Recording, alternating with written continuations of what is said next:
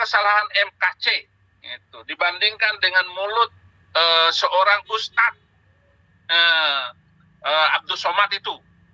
Mana yang jahat dalam menghina kekristenan, sedangkan MKC hanya membela kekristenan dan menjawab pertanyaan Abdul Somad yang mengatakan bahwa di salib itu ada jin kafir. Alhamdulillahilladzi anzala ala 'abdihil kitaba wa lam yaj'al lahu 'iwaja.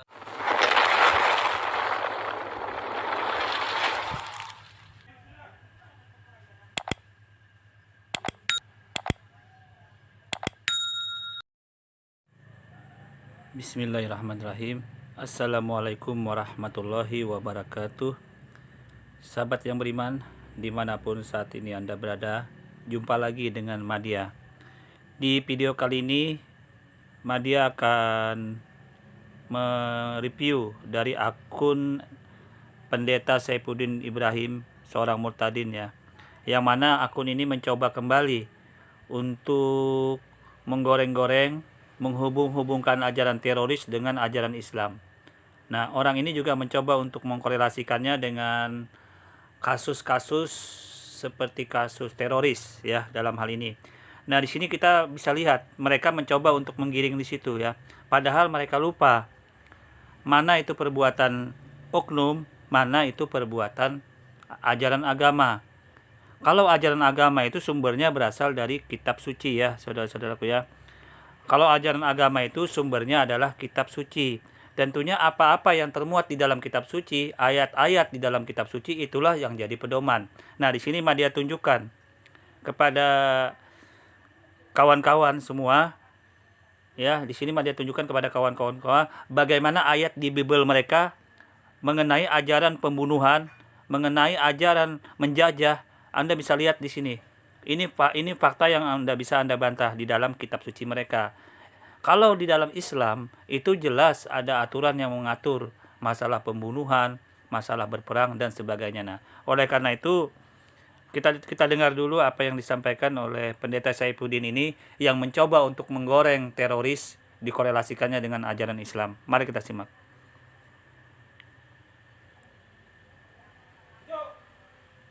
Saya ambil judul sekarang ini, Pulau Bali membuat MKC bertobat. MKC bertobat karena Pulau Bali. Iya, karena dia ditangkap di Pulau Bali. Dan saya juga bertobat, saya berterima kasih kepada kaum teroris yang selama ini mereka sudah melakukan bom Bali Oktober 2003 waktu itu, sehingga saya melihat bahwa ajaran ini, ajaran yang saya anut itu harus saya tinggalkan, dan satu-satunya jalan saya harus menjadi orang Kristen. Nah, saudara-saudara, saya berterima kasih. Oke, kita dengar sendiri ya apa yang disampaikan oleh murtadin Pendeta Saifuddin Ibrahim ini.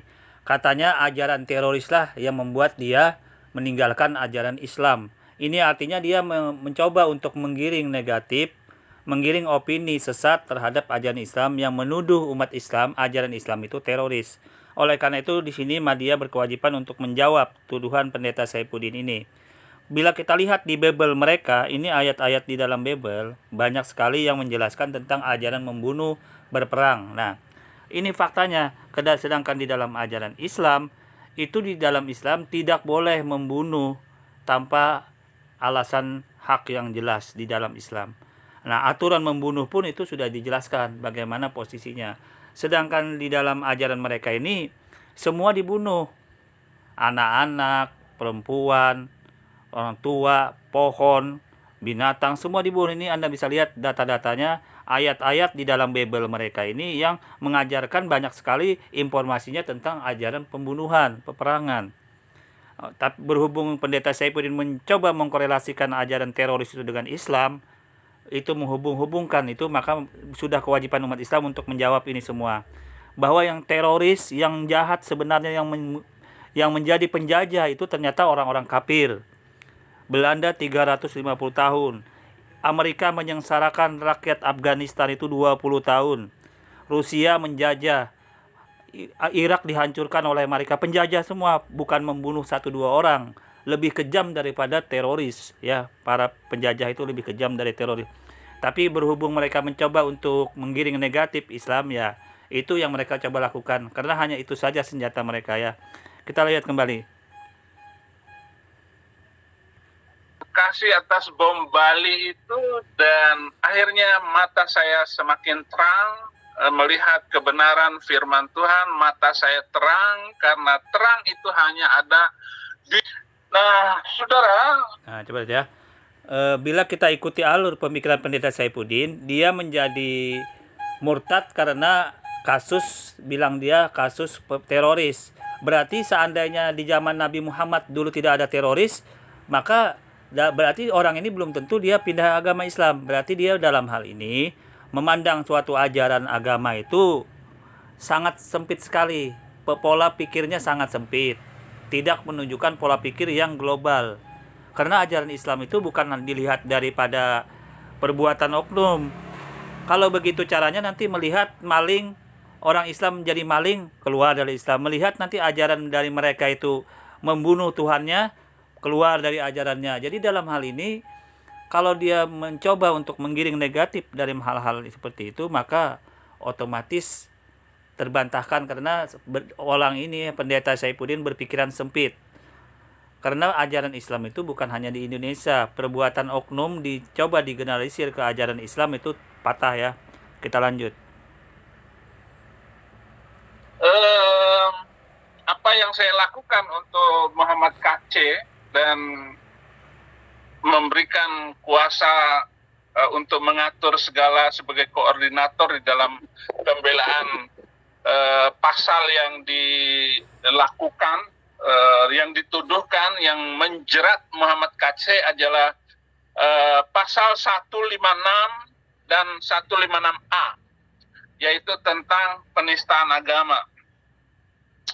Saya perlu pengacara yang berani melakukan pembelaan khusus, dan dia harus mengerti seluk-beluk tentang Islam.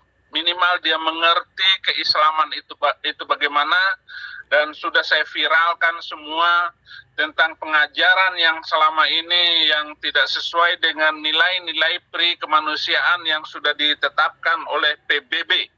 Dan saya percaya dengan apa yang selama ini saya lakukan itu tidak bertentangan dengan hak asasi manusia, karena saya semata membela.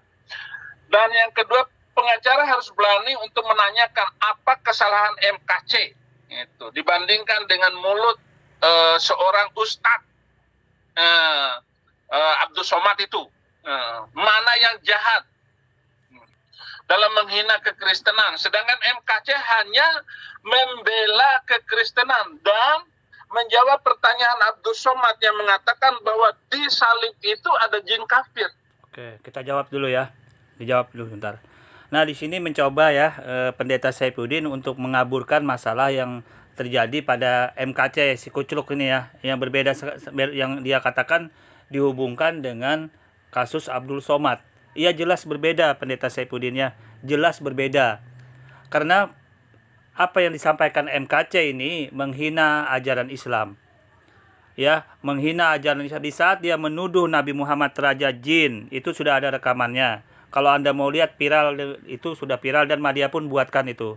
Bahwa ada argumen dari MKC menuduh Nabi Muhammad raja jin. Menuduh umat Islam menyembah batu. Ya, itu ada rekaman semua, media sudah buat.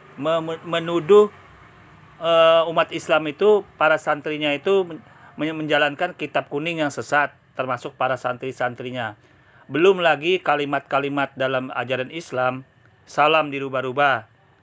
Kalimat surah Al-Fatihah Alhamdulillah itu dirubah-rubah. Jadi dalam hal ini unsur penistaan yang terjadi pada MKC jelas terpenuhi, dan inilah yang membuat dia harus menjalani proses hukum ini. Ya, kita lanjut. Apa salahnya dia? Dan ini harus dimengerti oleh polisi seluruh Indonesia. Kenapa terorisme tidak bisa dihentikan? Karena orang masih membaca dan memakai kitab itu untuk melakukan teror di mana-mana. Bahkan membunuh orang lain karena beda keyakinan. Inilah yang perlu saya katakan. Bahwa Abdul Somad itu menjadi sumber konflik antar umat beragama di Indonesia. Oke, kita tanggapin dulu ya. Abdul Somad itu dalam rangka menjawab pertanyaan para jamaah di dalam masjid. Ingat, di dalam masjid, bukan koar-koar, bukan di YouTube seperti yang dilakukan MKC di muka umum.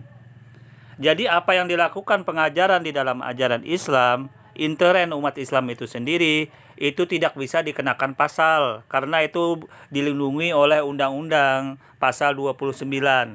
Itu kasusnya apa?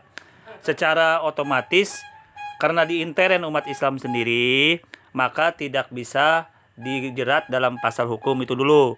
Yang kedua, kasus ini sudah dikonfirmasi juga oleh Abdul Somad sendiri di dalam rangka memverifikasi bertanya jawab sampai dipanggil beliau oleh para majelis ulama untuk mempertanggungjawabkan apa-apa yang dia pernah sampaikan. Jadi sudah diverifikasi. Itu yang kedua. Yang ketiga, bila kita telusuri apa yang disampaikan Abdul Somad, semua juga termuat di dalam ajaran Islam, pengajarannya itu. Salib itu ada di dalam ajaran Islam, berbicara salib 2 kali. Pada saat di dalam Quran itu menjelaskan masalah penyalipan Isa atau Yesus, dan juga pada saat penyalipan di Mesir. Itu di Al-Quran sudah dijelaskan tentang salib juga, cara penyalipan.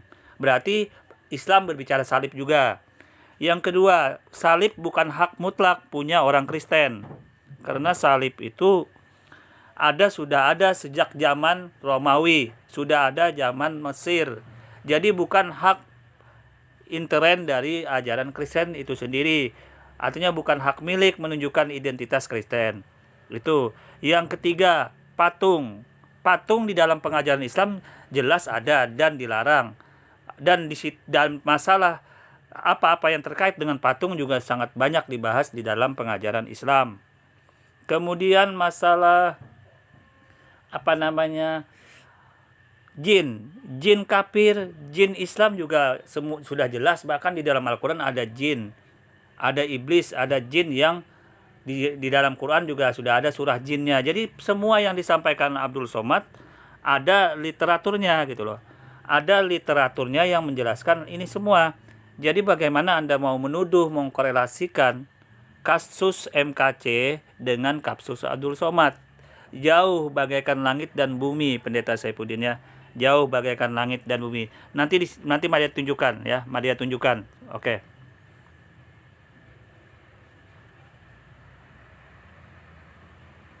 Dan tidak ada yang berani yang melawan. Tidak ada yang berani melawan. Orang Kristen pun tidak berani melawannya selama ini. Setelah saya membacakan pledoi saya di pengadilan, saya tidak membela diri saya tidak membela kekristenan. Saya mau agar agama tidak menjadi penuntun di dalam bernegara. Itu Pak Menteri Mahfud MT, dia bilang agama itu musuh negara. Oleh karena itu, saudara-saudara harus paham tentang ini semua. Bahwa Muhammad KC itu nggak bersalah. Yang ketiga, bagaimana Muhammad KC tidak bersalah, Pendeta Saifuddin? Unsur-unsur penistaan agama yang sudah diatur dalam undang-undang itu sudah terpenuhi. Karena dia sudah membuat suatu hujatan, penistaan yang banyak sekali, bukan cuma 1-2. Tadi sudah Maria sampaikan, di saat dia menuduh Nabi Muhammad Raja Jin itu mana dalilnya? Tidak ada ayatnya, tapi dia hujat itu. Nabi Muhammad Raja Jin. Yang ada adalah Nabi Muhammad dikerumuni jin, tetapi bukan Raja Jin. Ini tidak ada dalilnya. Kalau di Al-Quran itu dikerumuni benar, ada. Tetapi waktu saat dia menuduh Nabi Muhammad Raja Jin tidak ada. Beda Raja Jin sama dikerumuni jin itu beda. Di saat dia menuduh, ya di saat dia menuduh umat Islam menyembah batu tidak ada dalilnya. Kalau mencium batu ada. Nah, di saat dia menuduh kitab kuning itu sesat, sedangkan kepolisian mengatakan harus belajar. Kepolisian itu pada saat itu Kapolri juga menjelaskan belajar kepada kitab kuning, sedangkan MKC mengatakan sesat. Itu sudah sangat jelas. Kita lanjut kembali. Kenapa Abdul Somad dibiarkan berkeliaran bebas sedangkan orang itu menyandang pelaku penista agama? Dan sudah dilaporkan, tetapi Bareskrim tidak menangkapnya. Sumber. Oke, kita jawab. Karena Abdul Somad tidak terpenuhi unsur-unsur pidananya. Tidak terpenuhi unsur-unsur penistaannya. Dengar ini Pendeta Saifuddin ya. Tidak terpenuhi unsur-unsur penistaannya. Kita lanjut. Konflik itu Abdul Somad itu. Jangan tukar kepala MKC lalu Yahya Waloni yang ditangkap. Yahya Waloni itu ya kroco. Dia tidak mengenal kebenaran. Mulutnya juga tidak menyimpan kebaikan. Setelah ditangkap, minta maaf kepada yang melapor. Dan lucunya, orang-orang yang melaporkan Abdul Somad, yang melaporkan Yahya Waloni, tidak berani bersaksi. Orang-orang Kristen ini tidak berani bersaksi. Sehingga sekarang polisi pun kesulitan untuk menyiapkan 10 saksi yang berkaitan laporan terhadap Yahya Waloni. Bagaimana dengan Abdul Somad? Saya jadi saksi utama. Saya akan menjadi saksi. Kenapa dibiarkan? Kenapa tidak menangkap Abdul Somad padahal sudah dilaporkan banyak pihak? Oke, mengapa tidak dilaporkan Abdul Somad karena ditangkap? Karena Abdul Somad tidak ada unsur penistaannya, Pendeta Saifuddin. Karena apa? Karena Abdul Somad ceramah di dalam masjid, di intern umat Islam itu sendiri. Kalau itu dilaporkan berarti tidak ada jaminan Undang-Undang Dasar 1945 yang menjelaskan pasal 29. Kemerdekaan dalam beribadah, menjalankan ibadah, ritual agama masing-masing itu tidak terpenuhi kalau itu ditangkap. Kalau sampai di dalam masjid sendiri ditangkap, berbicara tentang ajaran Islam itu sendiri. Itu unsurnya yang tidak terpenuhi ya. Karena dilindungi, bukan malah dijadikan penistaan. Itu dilindungi dalam Undang-Undang Dasar 1945 ya. Pasal 29, Anda baca itu pasal-pasalnya, ayat-ayatnya ya. Kita lanjut. Kenapa polisi tidak menangkap dan memproses dia? Apa apa dengan polisi? Ini kan menjadi pertanyaan. Tidak usah ditanyakan polisi. Dari segi hukumnya saja pasal 29 Undang-Undang Dasar 45 tidak terpenuhi unsur penistaannya. Karena Abdul Somad ceramah di dalam masjid. Berbeda dengan MKC yang koar-koar di YouTube, di medsos. Menghina ajaran Islam, menista ajaran Islam. Sedangkan Abdul Somad itu ceramah di dalam masjid. Itu pun dalam rangka menjawab pertanyaan tentang tema-tema yang ditanyakan para jamaah. Termasuk dalam tema yang disorot itu masalah salib dan patung dan jin kafir di dalamnya. Jadi tidak ada masalah di dalam ajaran Islam sendiri, di dalam lingkungan umat Islam itu sendiri.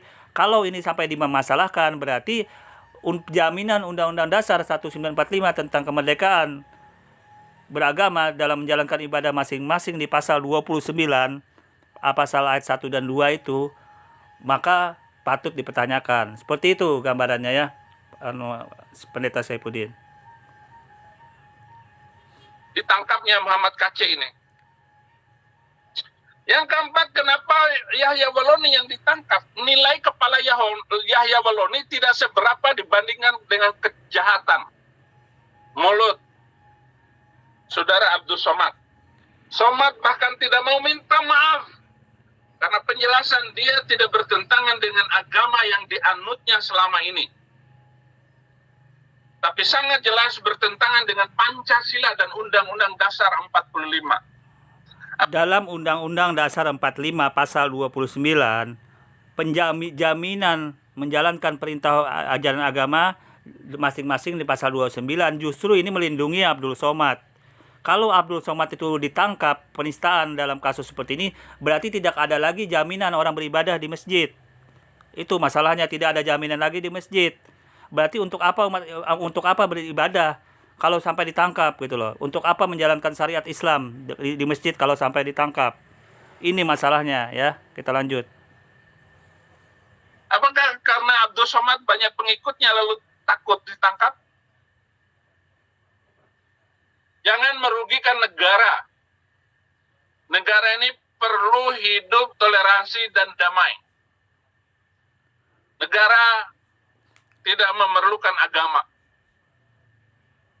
Negara tidak memerlukan agama.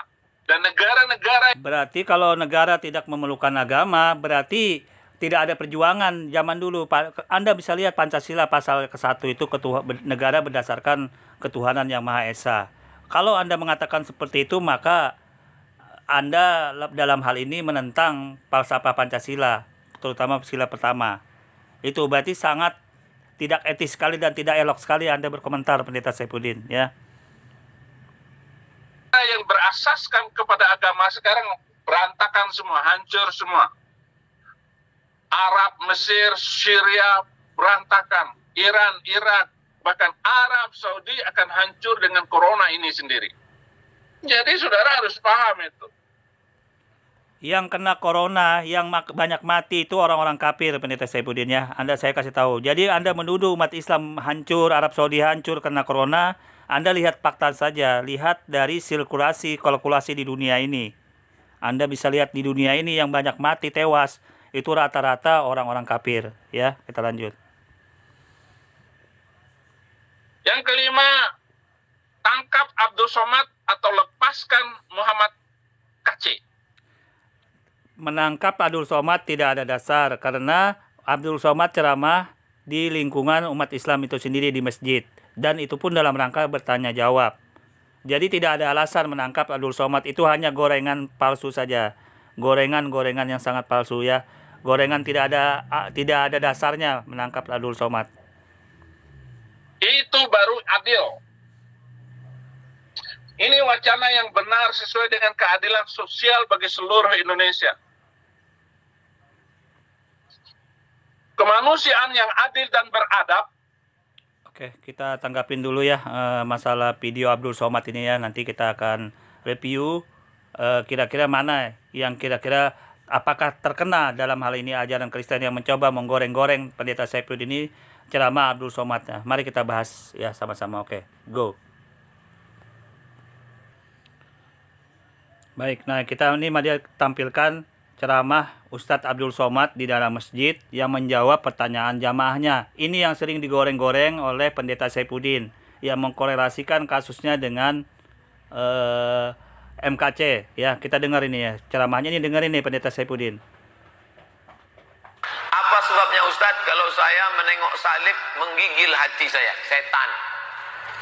Saya tausiah di seberang Pulau Batam. 1,5 jam kami sampai. Tapi tak terasa 1,5 jam karena film yang diputar tenggelamnya kapal Panderwi. Meleleh air mata penonton menengok Zainuddin meninggalkan hayat. Apa sebabnya? Kata ibu itu mirip macam ini. Saya terlalu terbayang salib, nampak salib, jin kafir sedang masuk. Karena di salib itu ada jin kafir. Dari mana masuknya jin kafir? Karena ada patung. Kepalanya ke kiri apa ke kanan? Ada yang ingat kan? Oke, kita analisa ya di sini ya. Ini yang sering goreng-goreng ya. Yang pertama tentang salib. Salib itu sudah ada sebelum Kristen itu ada. Anda bisa lihat di dalam buku Encyclopedia of the Faith. Dikatakan tanda salib itu ternyata sudah ada sebelum zaman Kristen di Italia. Nah, itu yang pertama. Kemudian salib juga sudah ada di Mesir purba. Ya, Anda bisa lihat tanda salib juga sudah ada di Mesir purba. Nah, kemudian salib ini juga banyak sekali. Jadi di daerah sebelum Kristen itu datang, simbol-simbol salib juga sebelumnya juga macam-macam. Jadi kalau Kristen mengklaim salib itu identik dengan dia terbantahkan, karena sebelum Kristen itu datang, ini dia tampilkan banyak sekali informasi salib, baik di Mesir, kerajaan Romawi dan sebagainya sebelum Kristen itu datang. Jadi kalau menuduh, mengkonfirmasi salib itu identik dengan kekristenan, maka dalam hal ini pun terbantahkan. Tetapi ingat, pola dasar dalam apa yang disampaikan ceramah oleh Ustadz Abdul Somad ini di dalam masjid, intern umat Islam itu sendiri. Ya, berarti umat Islam menjalankan ibadah sesuai keyakinan umat Islam dan dalam posisi dakwah segala macam ceramah seperti ini, intern umat Islam itu sendiri. Ini sudah dilindungi Undang-Undang Dasar 1945 pasal 29 ayat 1 2 ya. Anda bisa lihat di sana. Nah, dalam hal ini bila pendeta Saifuddin menggoreng-goreng dengan kasus ini, digorengnya dengan disamakannya dengan kasus MKC, jauh berbeda. Karena MKC di ranah umum, menghujat menista ajaran Islam di ranah umum di YouTube. Berbeda dengan Abdul Somad. Kalau ada yang mengupload ke YouTube, itu tanggung jawab yang mengupload. Masalah Abdul Somad. Dan bila ditelusuri kasusnya pun, ini sebenarnya kalau diidentikan dengan salib bukan hak milik orang Kristen saja. Sebelum gereja-gereja ada, ini sudah ditampilkan nih dasar-dasarnya. Terjadi masalah salib juga sudah banyak informasinya. Di Mesir itu ada bicara salib, penyalipan juga di kerajaan Mesir Firaun. Jadi dalam hal ini tidak etis, tidak beretika kalau salib dikonfirmasikan ke ajaran Kristen yang ujung-ujungnya dikorelasikan ke ceramah Ustadz Abdul Somad. Kita lanjut dulu ceramah Abdul Somad ini. Nah, itu ada jin di dalamnya. Jin kafir. Di dalam patung itu ada jin kafir. Makanya kita tidak boleh menyimpan patung. Jin kafir itulah yang mengajak. Makanya kalau keluarga kita di rumah sakit, di dalamnya ada jin kafir itu, tutup itu. Kalau sampai dia sakratul maut, kita tak ada di situ. Dia sedang menjajak jin kafir. Berhasil. Berapa keluarga orang Islam yang mati dalam keadaan su'ul khotimah? Dipanggil. Biar lebih menguatkan ya, mari tampilkan kembali. Di dalam Al-Quran, berbicara tentang salib, Anda bisa lihat pembahasannya di dalam Quran surah An-Nisa ayat 157. Di Quran surah An-Nahl ayat 66. Di Quran surah Al-Maidah ayat 33. Ini bicara tentang salib yang dibahas di dalam Al-Quran. Itu artinya salib pun ada bahasan di dalam Al-Quran. Jadi kalau ajaran pendeta Saifuddin mengkorelasikan kasus MKC itu digoreng-goreng ke Abdul Somad, tidak terpenuhi jalurnya karena tidak ada di sini menyebut kekristenan. Abdul Somad di sini tidak ada menyebut Kristen, tidak menyebut proper name. Jadi sifatnya secara umum. Jadi tidak cocok, tidak beretika sekali pendeta Saifuddin menggoreng-goreng kasus Abdul Somad yang sudah dikonfirmasi, diklarifikasi juga. Sudah selesai kasusnya dulu, tapi digoreng-goreng. Ya, kita lanjut dulu kembali ya. Haleluya. Mati kafir. Nauzubillah. Selamatkan orang Islam yang sampai mati su'ul khatimah. Kalau kau tak sanggup mengkafirkan dia waktu hidup, kafirkan dia menjelang kematian. Tak juga sanggup, antar dia ke makamnya pakai ambulan C, lambang kafir. Balik dari sini beli pilok, hapus itu, ganti bulan sabit merah. Oke, saya kira cukup jelas ya apa yang disampaikan Ustadz Abdul Somad itu. Jadi di sini Madia sudah tunjukkan tadi bahwa salib itu sudah ada sejak zaman sebelum Kristen itu datang di kerajaan Firaun ya, Romawi. Nah, sekarang Madia tunjukkan kembali dasarnya di dalam pembahasan masalah jin kafir, jin-jin yang masuk ke dalam patung, ke dalam berhala-berhala. Madia tunjukkan dalilnya biar tidak ada lagi di sini goreng-menggoreng, hujat-menghujat, menggoreng ustadz-ustadz kami di dalam mengkorelasikan dengan kasus MKC yang jauh berbeda. Kita lanjut dulu ya posisinya. Baik, nah di sini Madia tampilkan kembali dasar-dasar mengapa di dalam patung, ya bagaimana memandang patung, posisinya dengan jin-jin kafir, jin yang jahat, jin Islam. Ini sudah cukup jelas di dalam Al-Quran. Hal-hal informasi seperti ini diinformasikan juga dibahas di dalam ajaran Islam. Jadi kalau Abdul Somad mengatakan bahwa ada jin yang disalib yang ada patungnya berarti posisinya ada bahasan di dalam ajaran Islam.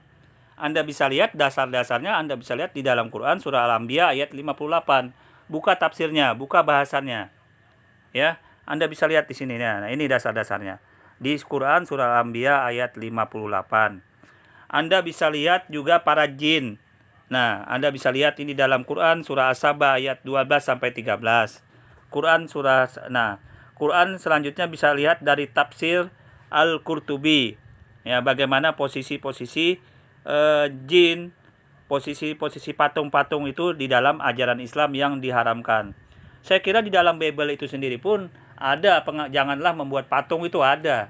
Ya, dalam hal ini juga sungguh jelas. Jadi dalam hal ini fitnahan yang disampaikan, tuduhan yang disampaikan pendeta Saifuddin yang mengatakan Abdul Somad menista ajaran kekristenan itu tidak terpenuhi. Karena apa? Karena Abdul Somad dalam ceramahnya tidak menyebut ajaran Kristen, tetapi bertanya jawab, berbicara tentang salib. Ternyata salib sudah ada sebelum Kristen. Jadi bukan hak milik Kristen doang salib. Bukan. Yang kedua, patung di dalam ajaran Islam juga dibahas. Berarti patung bukan identitas dari kekristenan juga gitu loh. Padahal di dalam Bible mereka sendiri patung pun itu dilarang. Membuat patung, menyembah patung dilarang. Ya.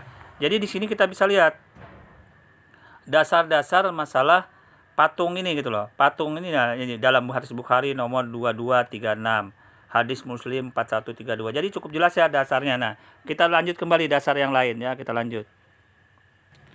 Baik. Nah, bila kita lihat dari informasi di dalam sejarah Islam, dalam ajaran Islam, ibu yang bertanya tadi kan dia menggigil seperti kerasukan, seperti dipengaruhi oleh jin atau setan yang merasuk pada posisi seperti ini. Nah, bagaimana informasinya di dalam ajaran Islam? Anda bisa lihat ini pada masa sejarah Nabi Muhammad SAW menceritakan tentang patung ya, tentang patung ini di dalam kafir tokoh kafir Quraisy, Sibah bin Rabi'ah, Walid bin Haris ya.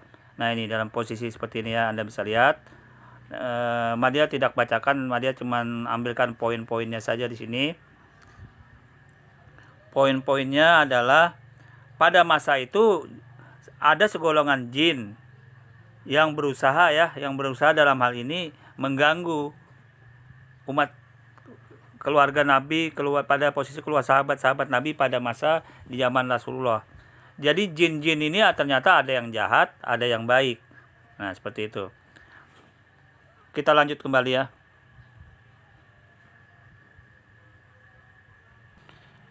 Oke, nah ini Madia tampilkan ya. Jadi di dalam ajaran Islam itu menurut hadis-hadis yang diinformasikan bahwa poin yang penting adalah di dalam Islam itu malaikat itu tidak mau masuk ke dalam rumah yang di dalam rumahnya itu ada patung.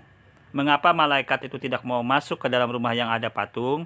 Karena di antara tempat-tempat tinggal jin adalah patung. Oleh sebab itu penjelasan saya ini jelas adalah akidah umat Islam. Nah, ini yang disampaikan Abdul Somad ya.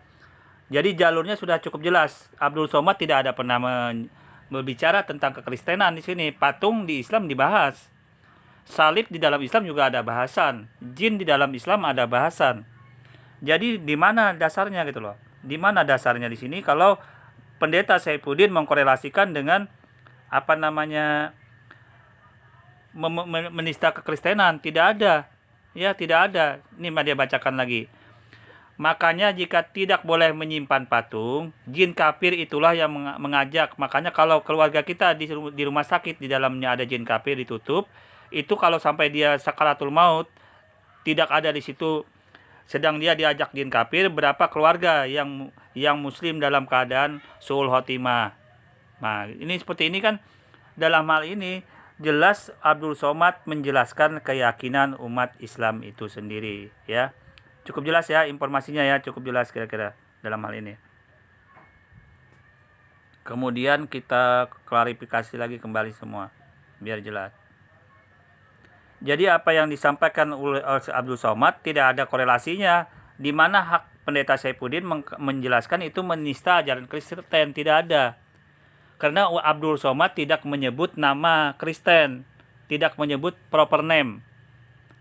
Jadi apa dasarnya dia menuduh Abdul Somad menista Kristen, sedangkan Abdul Somad sendiri tidak menyebut ajaran Kristen di dalam ceramahnya.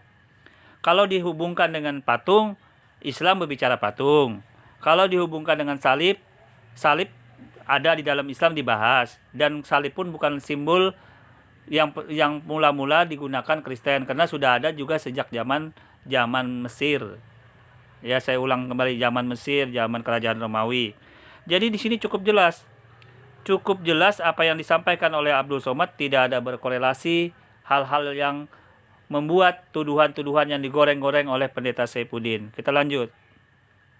Oke, kalau ditanya dalil-dalil di dalam Quran maupun di dalam hadis yang berbicara tentang patung yang ada jinnya, Anda bisa lihat di dalam Al-Quran ini juga sering digoreng oleh terutama para murtadin ini. Mana dalilnya katanya? Itu terutama di room ya apologet seperti siapa namanya itu, RAK, itu sering menggoreng-goreng itu dan di room yang lain ya apologet. Nah, ini dasarnya nih. Ini dasarnya dia tampilkan.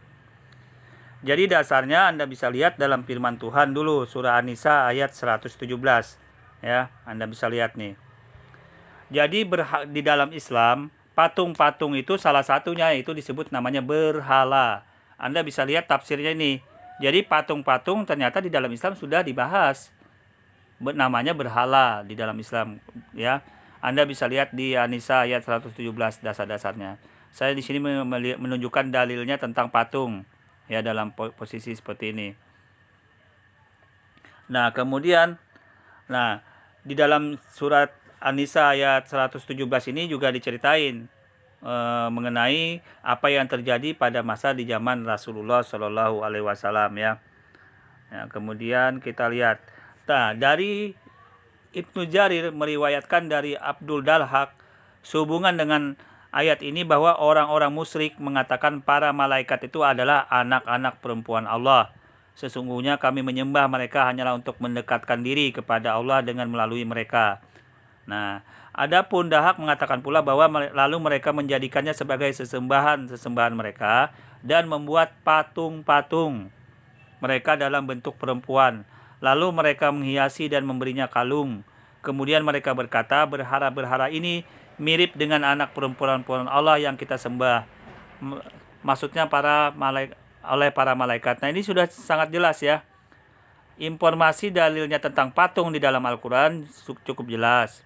Nah, bila Anda korelasikan di dalam ayat yang lain, di An-Najm ayat 19 ya, di An-Najm ayat 19 ya.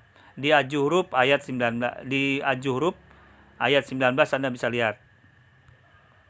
Nah, kemudian berkorelasi dengan Quran As-Saffat ayat 158. Ya. Jadi cukup jelas. Jadi dasarnya umat Islam itu mengkorelasikan di patung itu ada jin. Ya, jin-jin yang jahat, jin yang kafir, itu sudah cukup jelas posisinya di sini ya. Nah, kita bisa lihat. Nah, kisah patung Habila yang kerasukan jin pada masa Rasulullah. Jadi cukup jelas bahwa di dalam patung itu ada jinnya. Ini informasinya, kisah patung Habila yang kerasukan jin pada masa Rasulullah Shallallahu alaihi wasallam ya. Jadi kita cukup jelas ya dalam hal ini, apa yang dituduhkan, yang digoreng-goreng oleh pendeta Saifuddin di sini semua terbantahkan. Nah, di sini dalilnya, dasarnya bahwa di dalam patung itu ada jinnya, jin kafir ya. Ini dasarnya. Nah, di zaman Rasulullah ya, pada masa itu kisah patung Habila yang kerasukan jin pada masa Rasulullah. Nah, berarti di dalam jin itu ada patung, di dalam patung itu ada jinnya. Nah, ini informasi ini kawan-kawan bisa lihat nanti di dalam tafsir Jalalain ya, juz 2 halaman 475. Anda bisa lihat. Kerasukan setan juga di sini dia tampilkan dasar umumnya saja ya, dia nggak bacakan ini. Dia biar cukup jelas bahwa di dalam patung itu ada jinnya gitu loh. Nah, jadi tidak ada dasar lagi para murtadin terutama itu yang mencari-cari dalil-dalilnya. Cukup banyak dalilnya di dalam Al-Quran maupun Al-Hadis dan riwayat-riwayat yang menceritakan bahwa di dalam patung itu ada jinnya, ya, di dalam hal ini. Tapi perlu diketahui di dalam Islam menyebutnya berhala, ya, dalam posisi ini. Kita lihat. Ini ceritanya nih. Kawan-kawan bisa lihat di sini bagaimana informasi tentang peristiwa yang kerasukan jin di dalamnya, ya. Kita bisa lihat. Nah, ini. Nah, ini ceritanya nih, ini ceritanya. Mari bacakan sedikit, ya. Wahai penduduk Mekah, ketahuilah bahwa sesungguhnya Muhammad adalah nabi yang sebenar-benarnya. Agamanya adalah benar. Muhammad mengajak kalian kepada kebenaran dan berhala-berhala itu adalah batil. Jika kalian tidak beriman dan membenarkannya, maka kalian akan kekal di neraka. Akuilah kebenaran Muhammad, dia adalah nabiullah dan paling baik makhluk. Nah, kemudian Abu Jahal langsung bangun ketika mendengar pengakuan berhala tersebut. Nah, dia membanting berhala yang ada di depannya, lalu dihancurkan dan langsung dibakar. Nah, jadi dalam hal ini ada jin yang baik, ada jin yang jahat, kawan-kawan, ya. Dalam posisi Anda bisa lihat sendiri, ya. Oke, kita lanjut kembali. Oke, nah di sini sudah cukup jelas, ya, dasar-dasar hal-hal dalil-dalil dalam ajaran Islam mengenai berhala atau patung ini, ya. Kita bisa lihat ini dalam hadis Bukhari, hadis Muslim, ya, yang mengenai para malaikat tidak akan masuk pada rumah yang di dalamnya ada anjing dan gambar patung makhluk bernyawa. Ya, kita bisa lihat di sini dasar-dasarnya, ya. Nah, kita bisa lihat. Nah, ini pembuatan patung berhala gambar-gambar mengisyaratkan bahwa pembuatnya ingin menandingi ciptaan Tuhan. Nah, ini juga diinformasikan di dalam hadis Bukhari, ya, dan Muslim. Kita bisa lihat dalil-dalilnya tentang patung-patung, ya. Nah, jadi dalam hal ini, nah, ini kita bisa lihat dari Fatwa Ibnu Taimiyah nomor 28, ya, 604. Di sini kita bisa lihat dalam fatwanya ini dikatakan bahwa penyebab manusia pada kesirikan sebagaimana kisah kaum Nabi Nuh alaihissalam, kaum yang pertama kali membuat kesirikan di muka bumi. Ketika orang-orang soleh di antara mereka wafat, mereka pun membuat mereka gambar dan patung sebagai bentuk kenangan akan kesohihan mereka dan agar mereka bisa khusyuk dan tenang beribadah di samping patung dan gambar mereka. Namun seiring berjalannya waktu, anak keturunan mereka menjadikan patung dan gambar tersebut sebagai tempat untuk berdoa dan beribadah. Lalu akhirnya dijadikan sebagai sesembahan selain Allah Subhanahu wa taala. Nah, jadi dilarang patung-patung itu, ya, karena menjurus kepada kesirikan. Di dalam posisi kepada kesirikannya, saudara-saudaraku, ya, bisa kita lihat di sini. Oke, saya kira bahasannya sampai di sini dulu, ya, saudara-saudaraku. Kurang lebihnya dia mohon maaf. Assalamualaikum warahmatullahi wabarakatuh.